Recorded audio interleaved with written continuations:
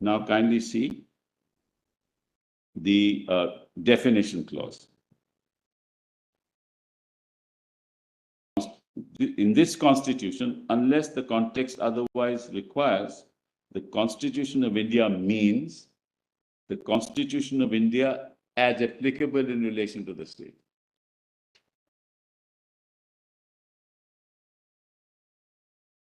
Kindly come to Muller's Article 3, the state. The state of Jammu and Kashmir is and shall be an integral part of the Union of India.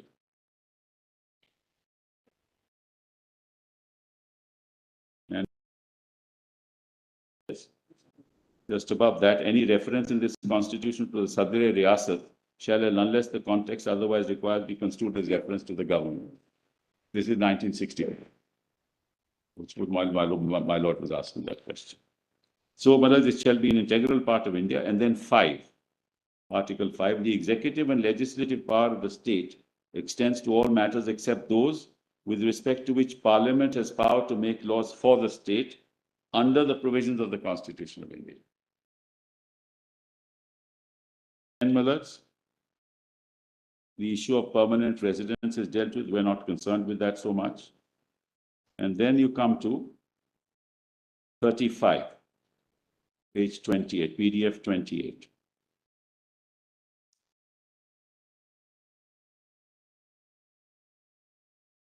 This is an important section, Maharaj. Important article. 35. My lords have that. PDF 28. Council of Ministers to aid and advise the governor. There shall be a council of ministers with the chief minister at the head to aid and advise the governor in the exercise of his functions. All functions of the governor, except those under sections 36, 38, and 92, shall be exercised by him only on the advice of the council of ministers. So other than 36, 38, and 92, Maharaj, he will act on the aid and advice of the Council of Ministers. Now kindly come to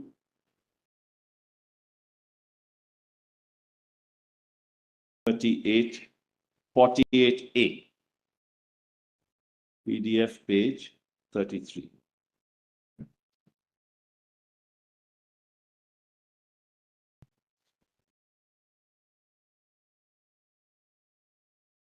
This was inserted, Maharaj, in 1975.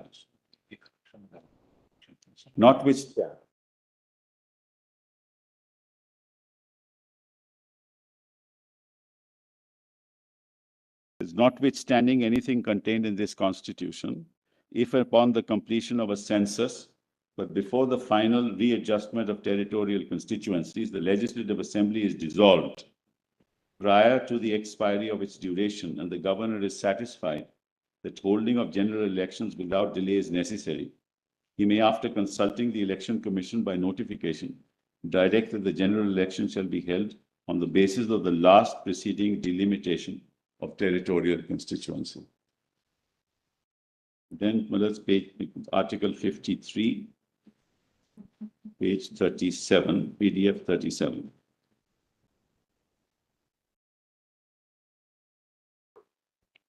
Article 53, at PDF 37. That's the session of the legislature, prorogation and dissolution. The governor shall from time to time summon each house of the legislature to meet at such time and place as he thinks fit. But 6 months shall not intervene. These are the provisions of the Constitution also. Intervene between its last sitting in one session and the date appointed for its first sitting in the next session. The governor may from time to time prorogue the houses or either house or dissolve the Legislative Assembly.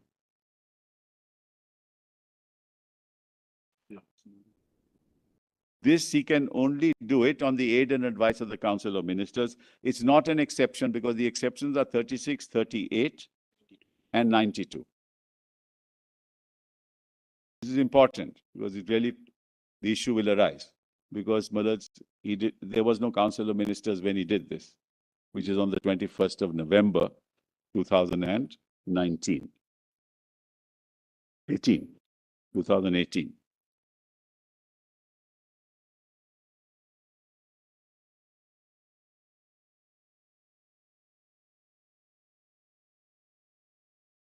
That he can only dissolve the Legislative Assembly on the aid and advice of the Council of Ministers. The only exceptions that the governor has in the terms of his exercise of power are 36, 38, and 92, which he need not do on the aid and advice. But under 53, he can't do it without the aid and advice, which is what he did. Well, I'll come to that later. Now, Mullahs, 92, which is that exception. PDF, page 59. This is a very unique power given to the governor of Jammu and Kashmir.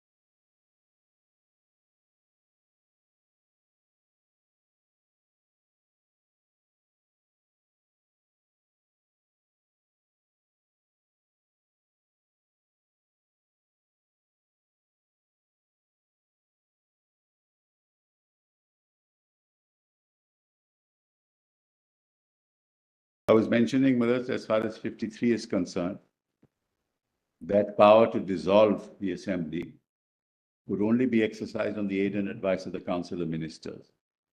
So when he dissolved the assembly on the 21st of November 2018, he didn't do it on the aid and advice. And this governor's power has to be exercised in that fashion. The only exceptions are 36, 38, and 92. And I'm now reading 92 for your lordship. This is also a unique provision. Provisions in case of failure of the constitutional machinery in the state. This is PDF, Mullahs, 59. My lords have that. Does this call, Mullahs? Your lordship have one? Page 50? 59, PDF 59, Article 92.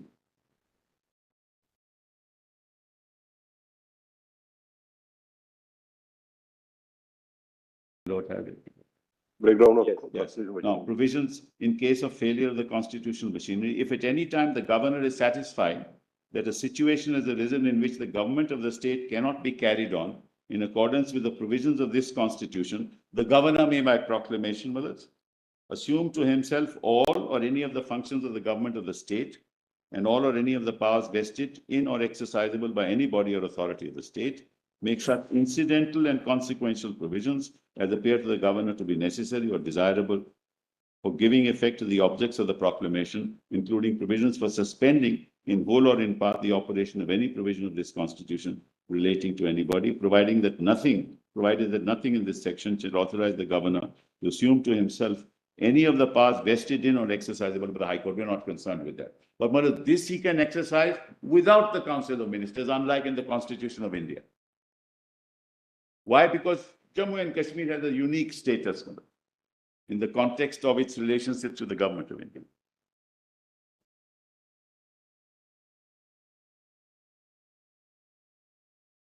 Yes.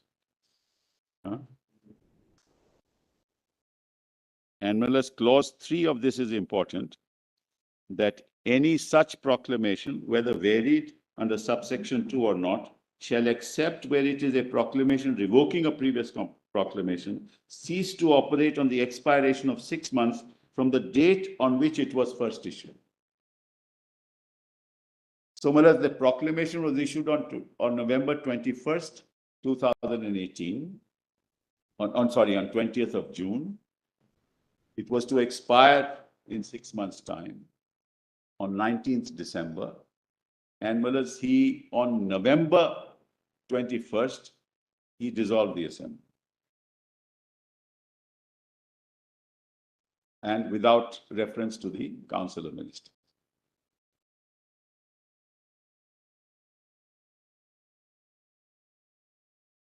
Anyway, we'll come to that a little later. Now, most important is in the context of what we've been arguing all of yesterday and today is 147, PDF 85, sorry.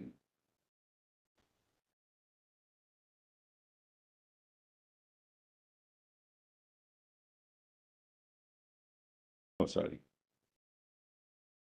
Amendment to the Constitution. Yes. Well, an amendment of this Constitution shall be initiated only by the introduction of a bill for the purpose in the Legislative Assembly, and when the bill is passed in each House by a majority of not less than 2/3 of the total membership of that House, it shall be presented to the Governor for his assent, and upon such assent being given to the bill, the Constitution shall stand amended in accordance with the terms of the bill. Provided that a bill providing for the abolition of the Legislative Council may be introduced in the Legislative Council and passed by it by a majority of the total membership of the Assembly and by a majority of not less than 2/3 of the members of the Assembly present and voting. Provided further that no bill or amendment, now this is important, provided further that no bill or amendment seeking to make any change in this section or the provisions of sections 3 and 5 or the provisions of the Constitution of India as applicable in relation to the state shall be introduced or moved in either house of the legislature. So, Manas, you cannot amend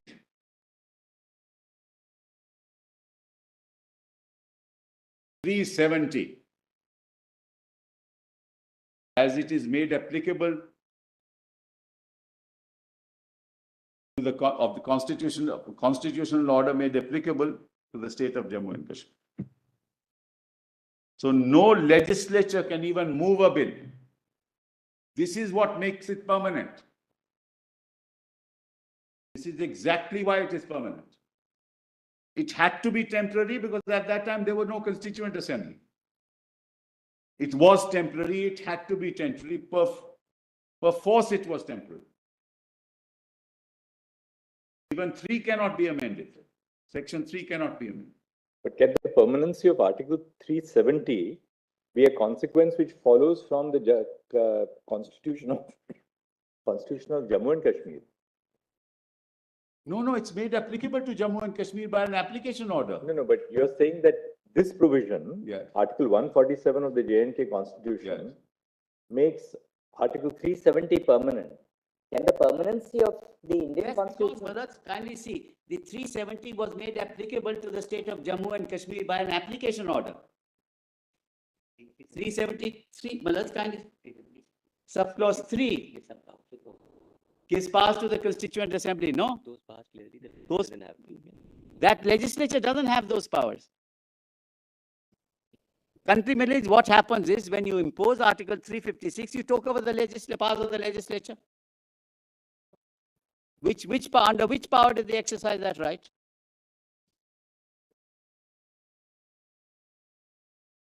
Not of the Legislative Assembly. Yes, exactly.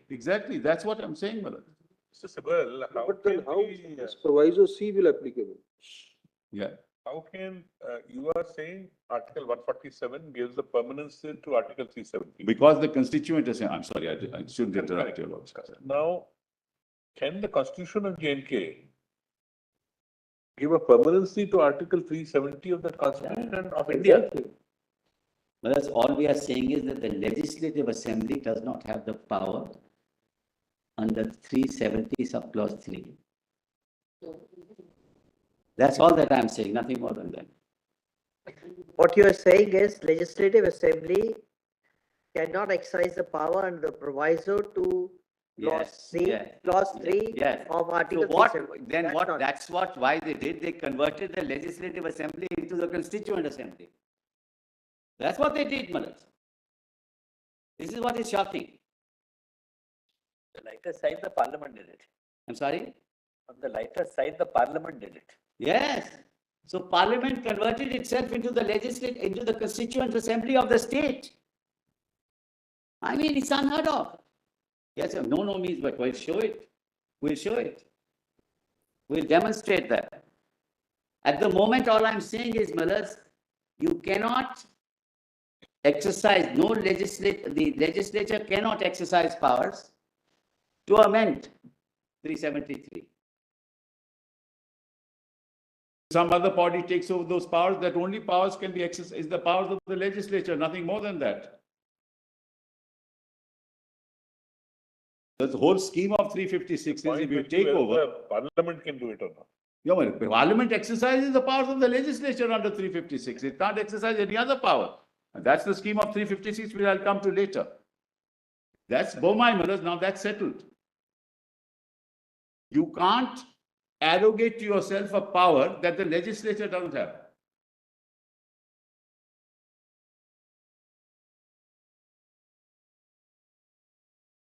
There's an interplay between the Constitution of India, the Constitution orders applicable to the state of Jammu and Kashmir, and the Constitution of Jammu and Kashmir and 370 itself. That's what you flagged in the beginning when you began your speech. That's the issue. Actually, Article 147, the second proviso to Section 147 of the J&K Constitution, would seem to indicate that the provisions of the J&K Constitution are treated to be subordinate to the Indian Constitution. Which is why no amendment in the relationship of the Indian Constitution and its application to the state can be introduced in the state legislature. The state legislature cannot change that relationship. Correct, but I'm not disputing that. It is the legislature cannot introduce a bill to that effect. And what's the procedure? Only under 370. Only under 370. But this is in that sense a subordinate instrument in its application to the relationship to the Constitution of India. But let's kindly see, 1 second, kindly see, just 1 minute. Kindly see, the Constituent Assembly has now framed the Constitution. The Constituent Assembly has not exercised the power that it had, Malas, to abrogate 370. In that process, the Constituent Assembly, when drafting the Constitution, decided that nobody can change that status. The legislature cannot change that status. Now, whether Parliament on its own can change that status is a separate issue, but the legislature cannot change that status. That's the element of permanency as far as the legislature is concerned. Let me put it that way. The legislature has no authority to change the relationship between. That's correct. That's what you're Legislature can change. Why? Because this is not a temporary provision. Come to that. That's clear, man.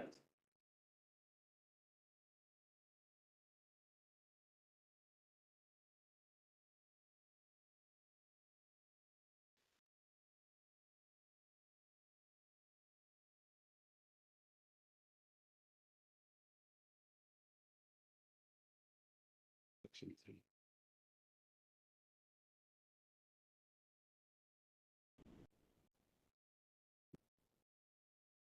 Same thing.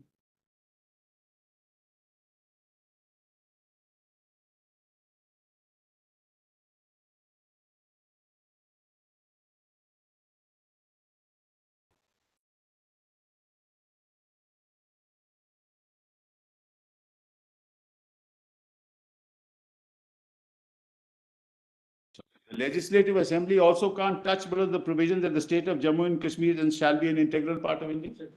Section 3. It also can't touch extent of executive and legislative power of the state. Can't touch that. It can't touch 370.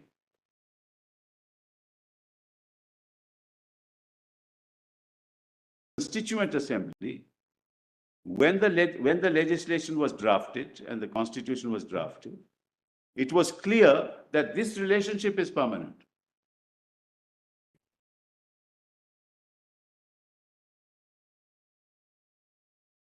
The proviso to Article 147 of the J&K Constitution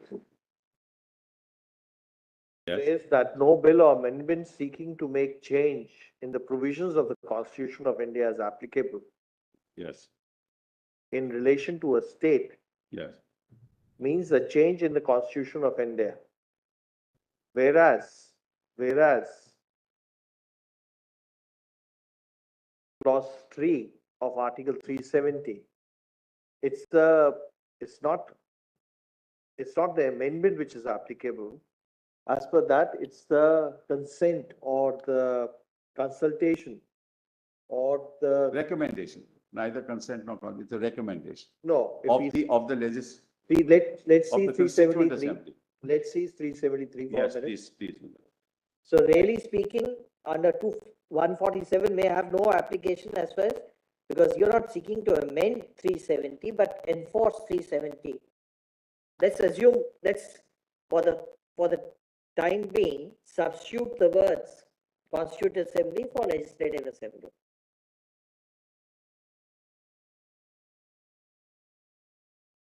Let's assume so. Yeah. Let's substitute. You're right, Correct. recommendation. Correct. Let's substitute that word, provided that the recommendation of the Legislative Assembly for the state referred to shall be necessary before the President issues such notification. Yeah. So really, 147 will not be applicable in case the state legislature makes that recommendation. No, let's kindly see what 147 says is the provisions of the Constitution But of India you're not as amending the. applicable in the relation to the One- state. You're not amending the Constitution. You're not amending this Constitution of India. Let's, for the time being, let's read as it is, because what is barred under the proviso to 147 is amendment seeking to make a change in the provisions of the Constitution of India. As applicable in relation to the As in applicable in Which relation is, to the which is state. why 370 is incorporated, Malad, in the Constitution of Jammu and Kashmir. As it stood then, that's the application order. We're not talking about the Constitution of India here. Sibyl, doesn't it, I'm just thinking aloud, Yes. does it not mean that the proviso, the implication is that once the provisions of the Constitution of India are made applicable by different orders, Yes. you through an amendment cannot That's all deactivate that it. we are saying. Nothing more. Can deactivate a provision which has already been applied to the Yes, Constitution that's all that we are saying. of Nothing more than that. We're not amending the Constitution of India. We're amending the constitutional order applicable to the state of Jammu and Kashmir, which makes 370 applicable. Be moved in the House.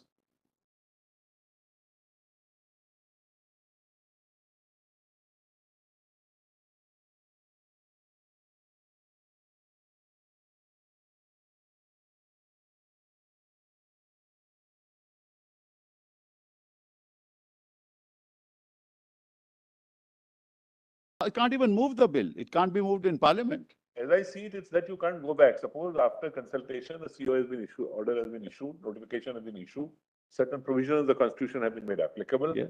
Then it's not that a rethink can arise 10 years later and you start That's all. and say that, look, okay, we don't want to make some of the Constitution provisions Absolutely. already made applicable, Correct. not applicable. So my argument is that the Constituent Assembly has exercised its choice.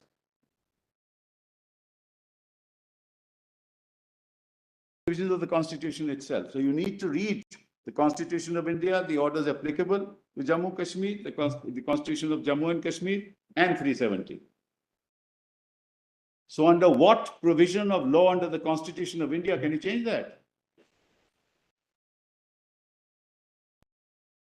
370. 356.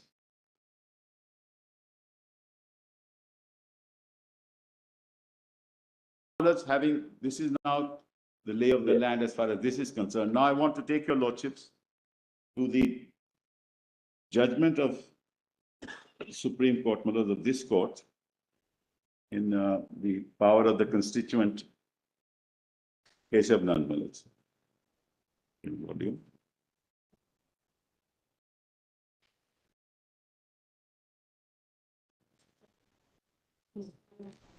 G. No, I don't. When I come here.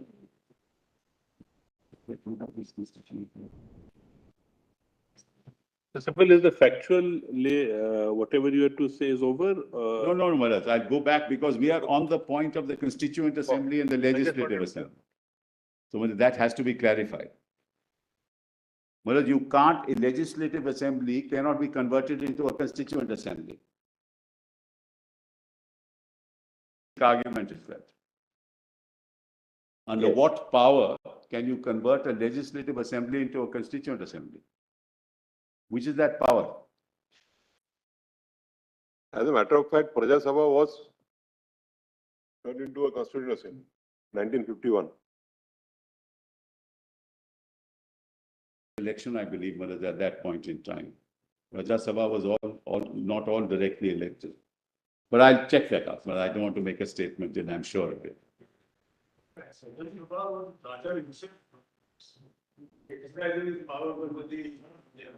No, there was not. I mean, I don't want to give an answer without being sure of it. Unless you are sure about it. That's right. I always hesitate to do that. My learned friends are far more, articulate on those issues than I am.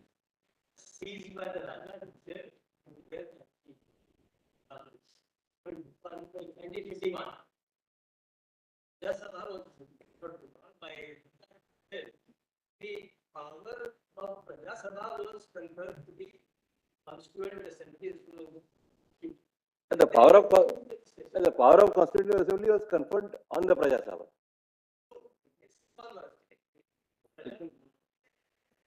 According to me, and I'll give that date, why should I say anything? The Constituent Assembly was directly elected in Jammu and Kashmir. But I don't want to, I must be sure of it before I say that.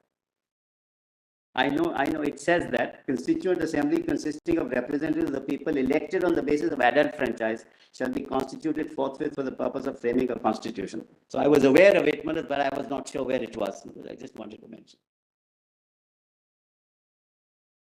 Unlike us, we were indirectly elected, our Constituent Assembly. Have a look at Keshavnand Bharati. This is volume 15.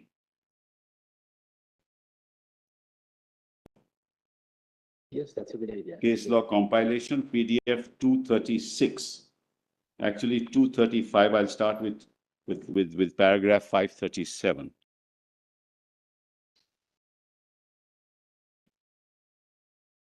Volume 15, my lords.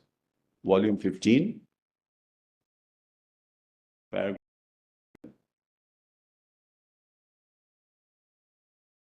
Throughout my submissions, this was a political act to achieve a certain political purpose, dehorse the provisions of the Constitution. Page 235, paragraph 537. We've got it on the screen as well. Yeah. Sorry, Mr. Sybil, sorry. I just wanted to answer my Lord Justice Gavai's question. I just sought to be unmuted. My Lord, there was a proclamation by Yuvraj Karan Singh for constituting the Constituent Assembly on 20th April 51. It was elected by adult suffrage. This was convened on the 31st of October 1951, its first sitting, and my Lord, it concluded its work on the 17th November 56, when it decided to adopt the Constitution on the 26th of January 57. That's correct. It's page para 537 of PDF 235. Whose judgment is this? This is Malad's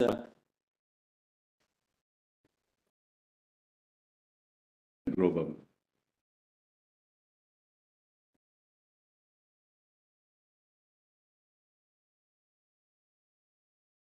The argument was that Which page are you 368 refers to procedure to You are amend the referring to Constitution. page number? Page 5, PDF 235. 35. Volume 15, Mr. Sibal. I'm sorry, Volume 15. volume 15. Case law compilation. Volume 15. Case law Case compilation. law. Lordship has that? No, we have got some. Page 235. It's with you, in case you want to see it on the screen. 37, 538, Mullahs. I just read 37. The argument was, Mullahs, that when the Constitution in 368 talks of amendment to the Constitution, it's a procedural argument. Where does the constituent power lie? That was the argument, and that in that context, the issue of what is a constituent assembly, Yes. that is discussed, Mullahs. It's in that context because we're dealing with that issue. 537, if I may read. It is pointed out on behalf of my lords, all my lords. Yes. It is pointed out on behalf. Yes. It is pointed out on behalf of the petitioners that the scheme of Article 368 itself contains intrinsic pieces of evidence to give a limited meaning to the word amendment. Firstly, 368 refers to an amendment to the Constitution, and the result of the amendment is to be that the Constitution shall stand amended. No.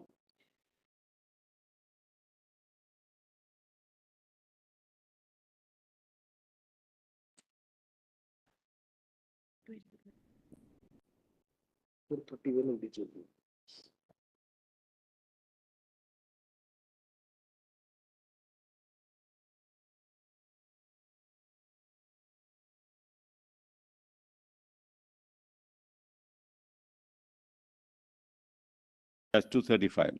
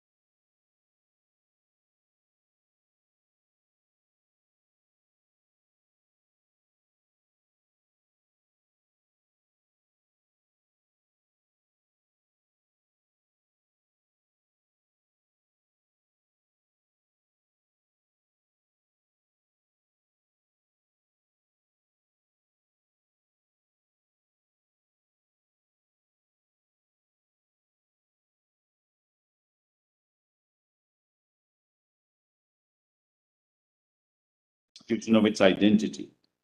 The amending power is conferred on the two houses of Parliament, whose identity is clearly established by the provisions of the Constitution. It must be the Parliament of the Sovereign Democratic Republic. It is not any Parliament which has the amending power, but only that Parliament which has been created by the Constitution.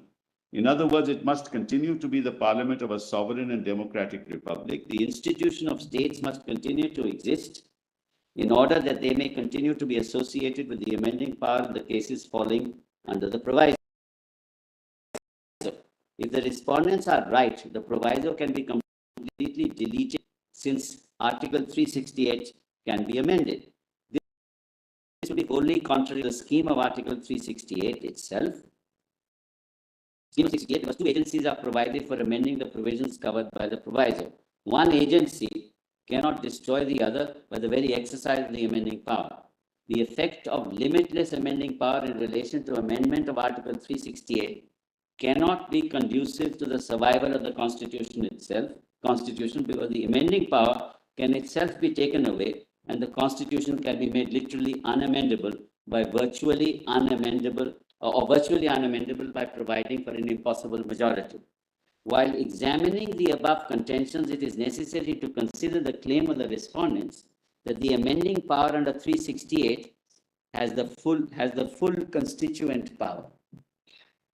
It has been suggested that on every occasion the procedure is followed as laid down in Article 368 by the two houses of Parliament and the assent of the President is given. There is the reproduction of the functions of a constituent assembly. Just mark.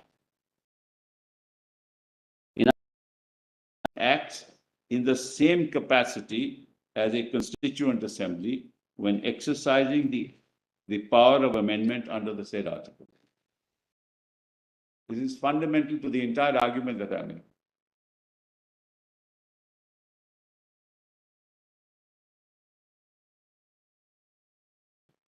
Acts in the same capacity as a constituent assembly when exercising the power of amendment under the said article.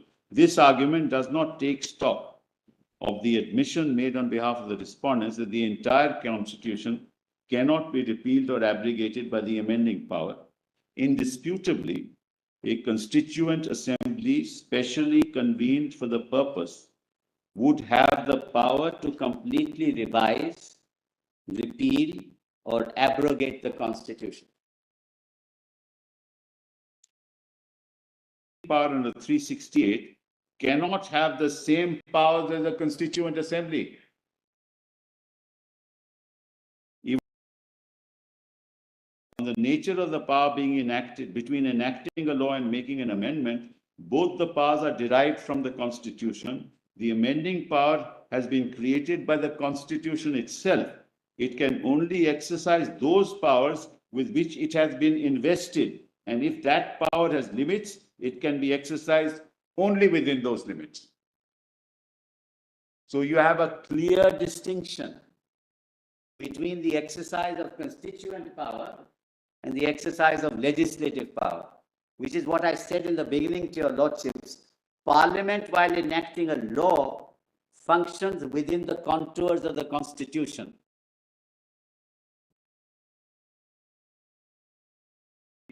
Has no constitution in place. It has every right to do what it likes till such time as the Constitution is framed. So at no point in time in law can a legislative assembly be converted into a constituent assembly as a matter of law.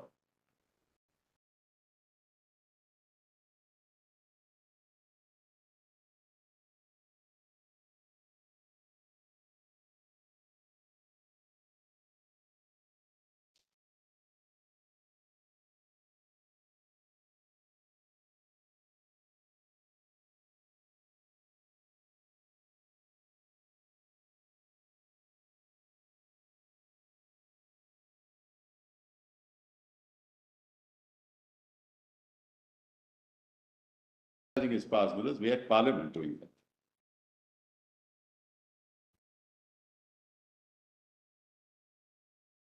When Parliament amends the Constitution, Yes, it's not exercising powers as a constituent assembly. that's correct. It may be exercising a constituent power, That's correct. the power to amend, but because it's a power which is restricted, you are subservient to the Constitution. That's right. And therefore, you're bound by the provisions of the Constitution, by virtue of which your power to amend the Constitution is circumscribed. That's what I'd said at the outset, Malas. That has been my submission throughout. Now, the next paragraph, Malas, is paragraph 620. This is at PDF page 273.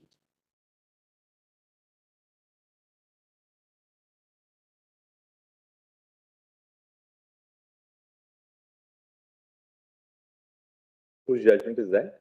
This was Justice Hegde and Justice Mukherjee. 270?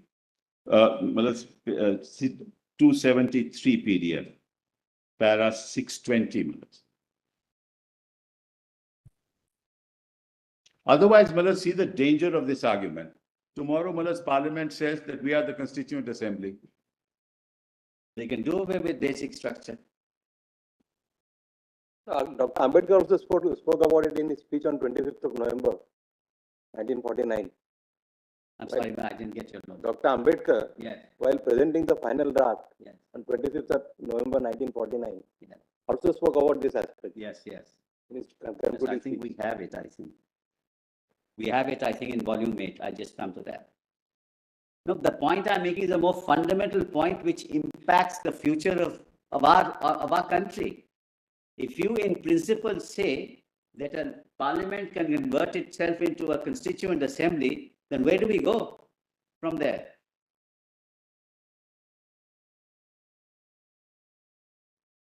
I'm far more worried about our future.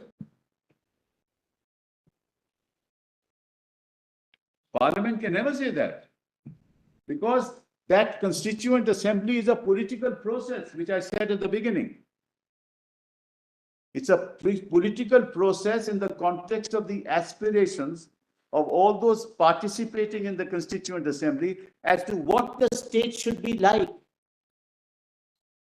How do you meet the aspirations of the different segments of the community which have to be met, and what kind of provisions should be put in place?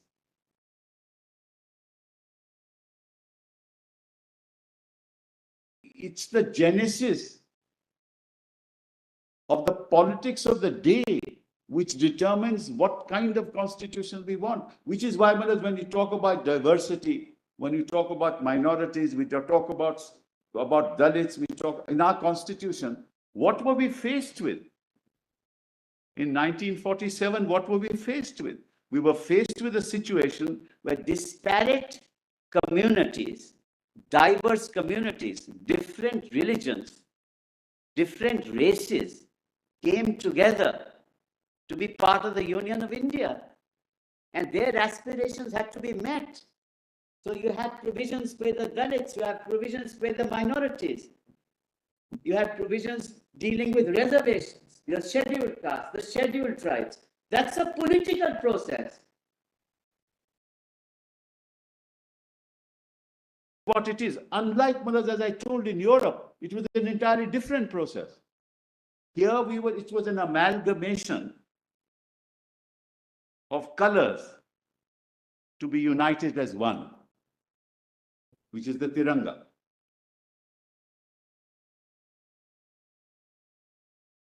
It is. You can't convert a legislative assembly into that process.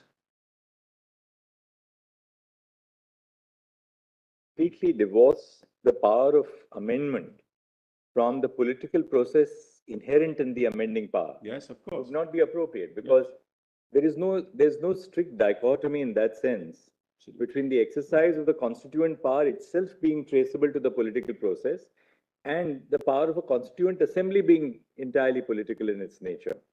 The constituent power itself of Parliament to amend the Constitution is a political power. I agree entirely. Absolutely right. We're not saying you can't amend. But it's not our case. You can. But when Parliament amends, according to you, it is not exercising the powers of a constituent assembly. That's all that I'm saying. That's all that I'm saying. It's not converting itself. And then it has to function within the Constitution of India. I'll come to that later. We're at a stage, Malaz, where a CO is issued. The Constituent Assembly is untrammeled. That's right. It's as if it is working on a clean slate. That's correct. Absolutely. Absolutely, Malaz. And it says, the judgment says so, Malaz. That it is not bound by anything. Bound by the representatives of the Constituent Assembly who have common aspirations to draft a constitution for the future of the people of the country. Which is why diversity, protection are fundamental to our constitution. For this reason, this very reason.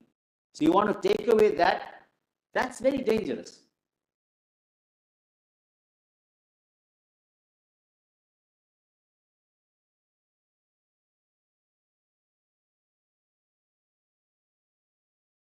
That's the worrisome part.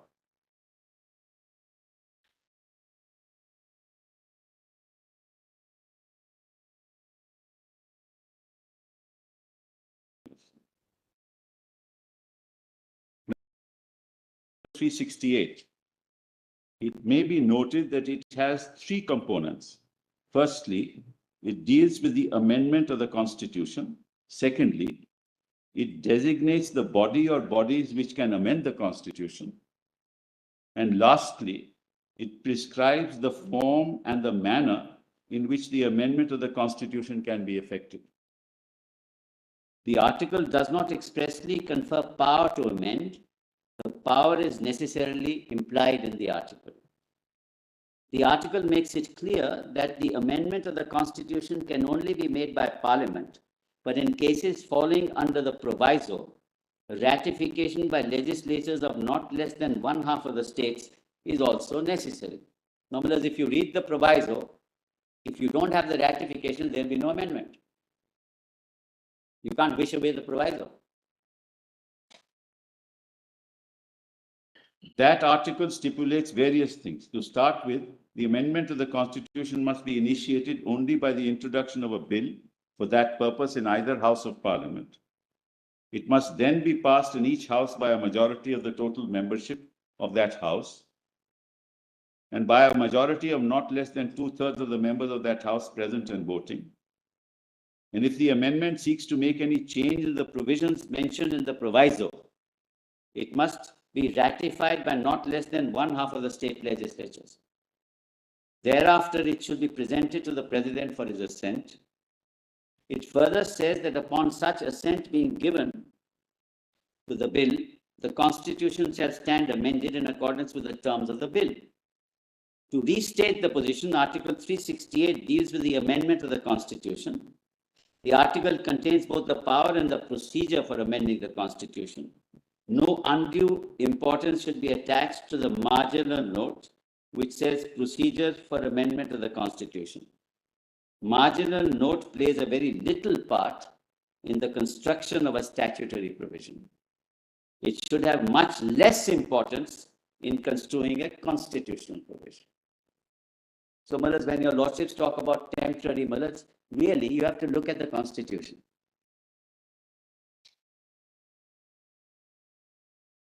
It had to be temporary in 1950. There was no element of permanency. It could not have been. And this is the marginal note. Give it to my lord. You have copies? This is a marginal note. There's no question about it. It is a marginal note. Yes. So, Malas, you can't be saying, which is what your lordships are concerned with, but it was temporary. But that's only when you look at the marginal note. It had to be temporary because there was no other way to deal with it. You couldn't have said it is permanent.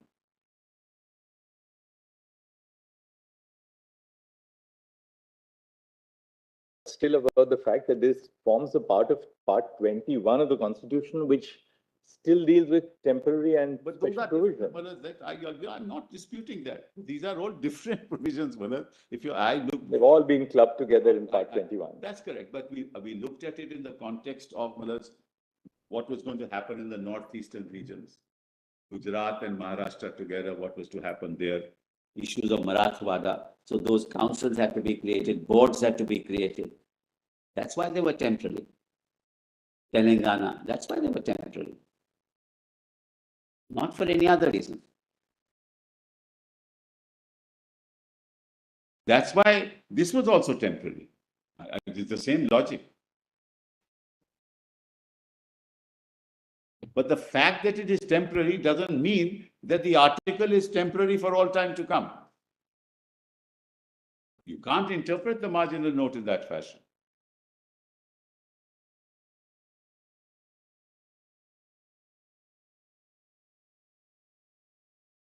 '68 to our mind is, I'm sorry. 317. It is actually good.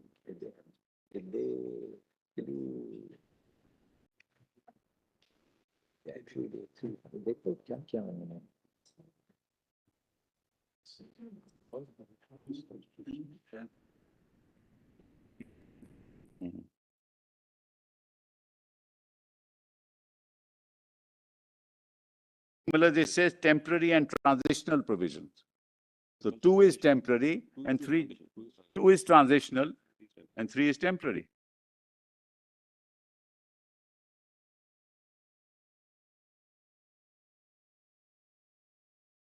Power, right?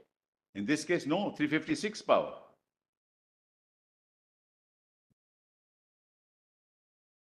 Converted. What happened? Well, let me just, in one sentence. They say,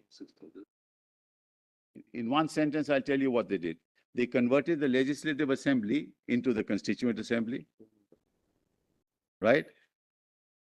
Right, dissolved. They converted it into a Constituent Assembly. Then they said that now Parliament, because of 356, Parliament is exercising that power. So the Parliament is the legislature. And because it's a Constituent Assembly, Parliament of India is the Constituent Assembly, and therefore we can do what we do. That's in one sentence what they did. And they recommended to themselves. So instead of clapping by 2 hands, they clapped by 1 hand. Because they exercised the power of the legislature themselves. And because the legislature's consent was necessary to give that consent to themselves, and abrogated 370. Unique, constitutionally a unique, unheard of. I will not use that expression. Procedure that is unknown to law. Because the objective was entirely different. And I've been saying that from day one. What in the 10 minutes.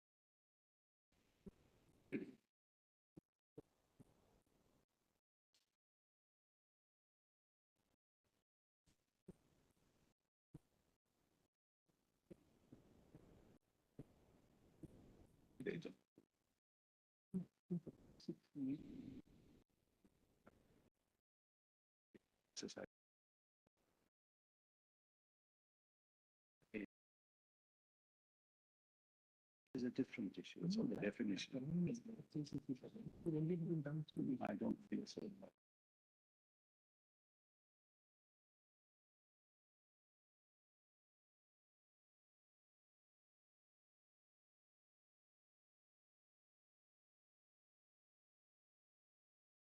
Article 370? Yes, yeah, because they understood it that way, that it required the previous. And then what they do is they say that the Parliament exercising the powers of the Constituent Assembly Yes. by virtue of the fact that the Legislative Assembly has been dissolved. Yeah. Assuming that the Legislative Assembly was not dissolved, that could have exercised the power of the Constituent Assembly. That's right. Now that it has been dissolved, Yes. under 356, Parliament has the power to make laws with all aspects of whether it's list 1, list 2, or list 3. And then they exercise the power under the proviso. That's right. That's right. So, Manoj, actually, they understood 370 sub-article 3 in the manner in which I am stating before your Lordship. It is their understanding right till the end.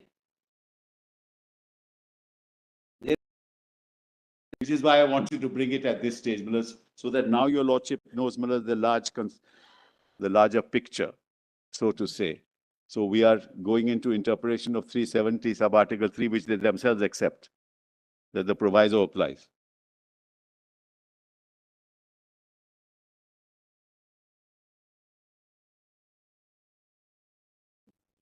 Not a problem.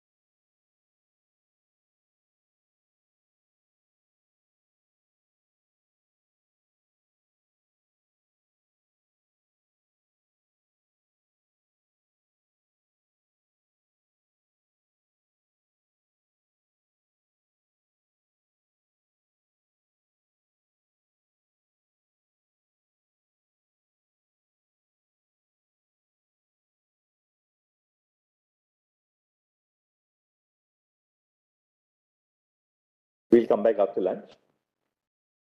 Mr. Sibal, if you can just, in a very brief while, take us through the process which was followed. We can go straight to that. Now we've understood anything more in Keshwananda apart from these 4 judgments? All right, we'll see that, and then so that we come to the end of then reading Keshwananda. Yeah, 25th November. Yeah. If you not see the facts, I think it will help. Where he said we enter a life of contradictions. That's how he, That's last, right. the last. It's about his amending powers also. That's right, he covers it. He covers it. Because criticized on both the sides. That's right. It's too liberal and too rigid. Obliged. Deeply obliged.